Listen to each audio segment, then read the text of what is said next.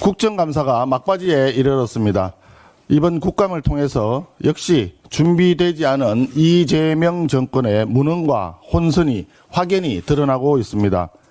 이재명 정권의 실체는 산무, 즉 무능, 무지, 무책임입니다. 장관부터 차관까지 책임의식은 사라지고 말 바꾸기와 변명, 거짓 해명만 난무했습니다. 첫째, 무능한 경제부총리입니다. 경제정책의 핵심 축인 구윤철 부총리는 국감 중에 미국 워싱턴에서 주택 가격의 1% 수준의 보유세라는 폭탄 발언으로 나라를 발칵 뒤집어 놓았습니다.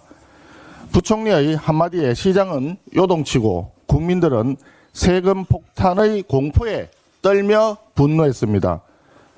이에 더불어민주당에서도 즉각 검토하지 않는다는 발언이 이어졌습니다. 경제를 총괄하는 장관이 충분한 검토와 당정 간 조율도 없이 국민의 주거 안정보다는 세수 확보에만 혈안이 된 듯한 발언을 서슴없이 하는 것은 정책의 무능을 넘어 국민에 대한 조롱입니다.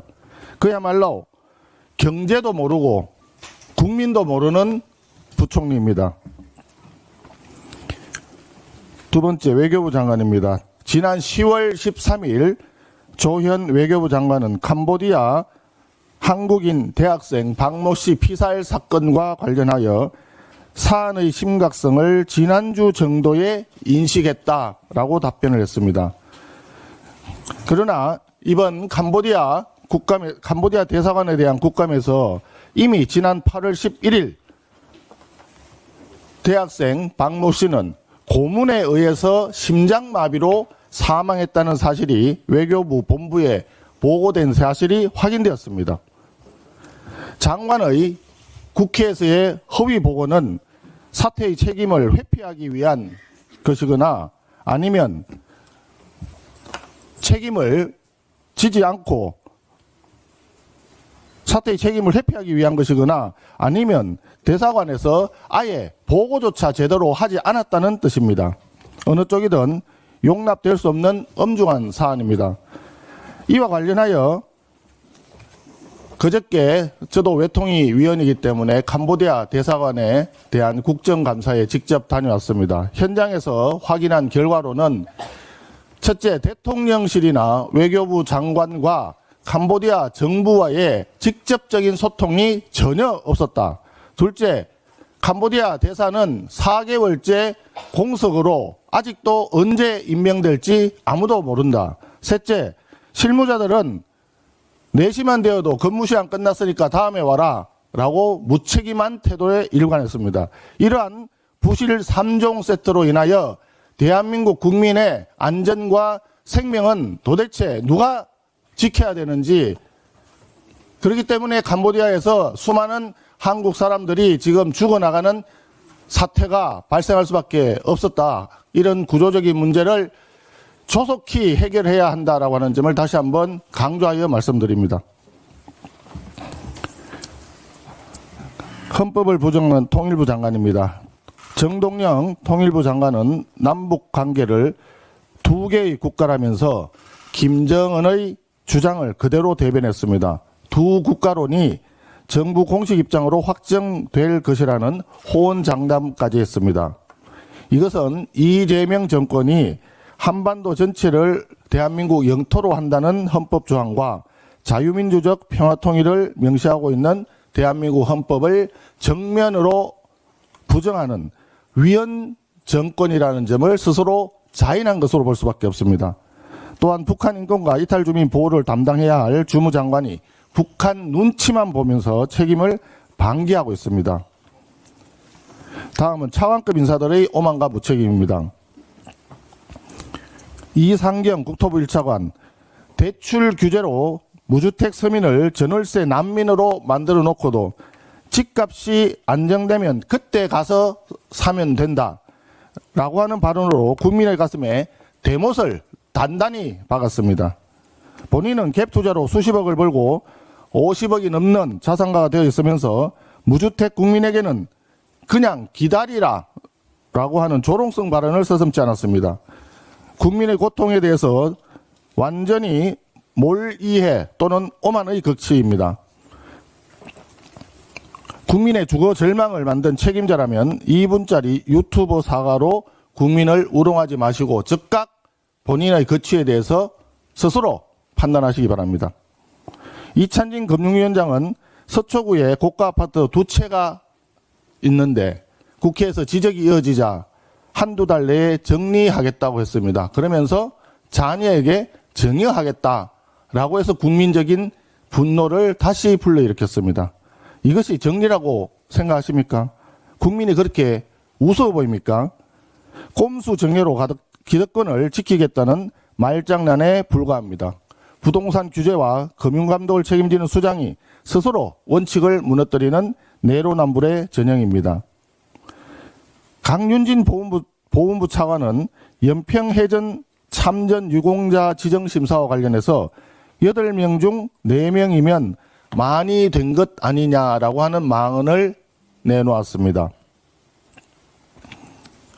나라를 위해서 목숨을 바친 영웅들을 숫자 노름하듯이 저작거리 흥정하듯이 대하는 망국적 발언이 아닐 수 없습니다. 국가를 위해 헌신한 분들의 희생을 숫자와 비율로 평가하는 차관이 과연 보훈 업무에 적합한 인사인지 국민들은 궁금해하고 계십니다. 이재명 정권은 무능, 무지, 무책임의 산무가 국정 시스템이 된 정부입니다. 이재명 정권의 실정에 국민은 분노하고 있습니다. 남은 감사기간 동안에 국민의힘에서는 그 무능과 혼선을 끝까지 파헤치고 국민께 진실을 보고하겠습니다. 관세협상 관련해서 말씀드리겠습니다. 지금 한미 관세협상이 막판 줄다리기에 돌입했다고 합니다. 마무리 협상에 임하는 정부의 야당으로서 몇 가지 당부 말씀을 드립니다. 먼저 지금 정부가 협상에 어려움을 겪고 있는 근본적인 원죄는 3,500억 달러 규모의 대미 투자를 덜컥 약속한 731 졸속 합의에 있습니다. 우리나라가 부담해야 될 총 규모는 3,500이 아니라 에너지 1,000억, 기업 투자 1,500억, 합쳐서 6,000억 달러입니다. 일본의 5,500억 불보다 많고 EU의 6,000억 달러와 동등한 규모입니다. 일본 GDP에 반도 되지 않는 우리나라 GDP를 고려했을 때 우리 경제에 막대한 부담을 지우게 된 협상 실패이자 외교 참사라 할 것입니다. 협상 디테일에 대한 점검도 부족했습니다.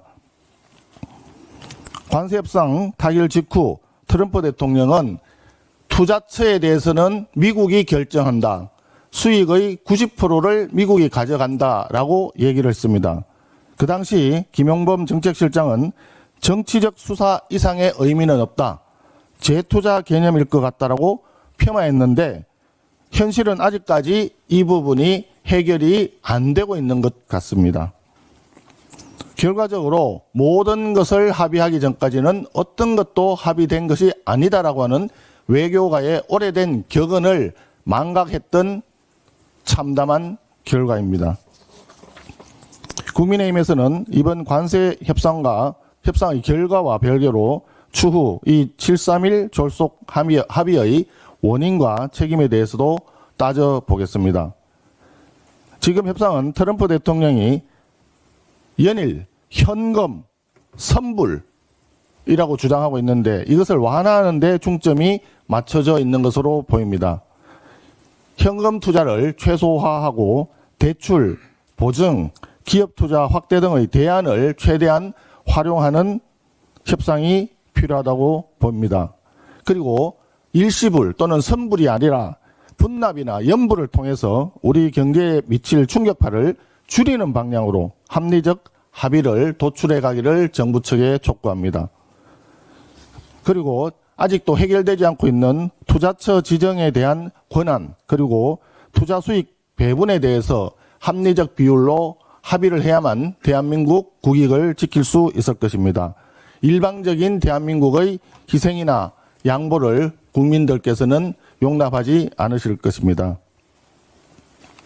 마지막으로 7.3.1 졸속 합의 이후에 농산물 개방에 관한 요구도 약속도 없었다는 것이 그동안의 정부 입장입니다. 그런데 최근에 대두 개방에 대한 이야기가 나오는가 하면 조현 외교부 장관은 국감에서 국가별 쌀 수입 쿼터를 조정할 수 있다라고 하면서 쌀 개방 가능성을 열어두는 발언을 했습니다.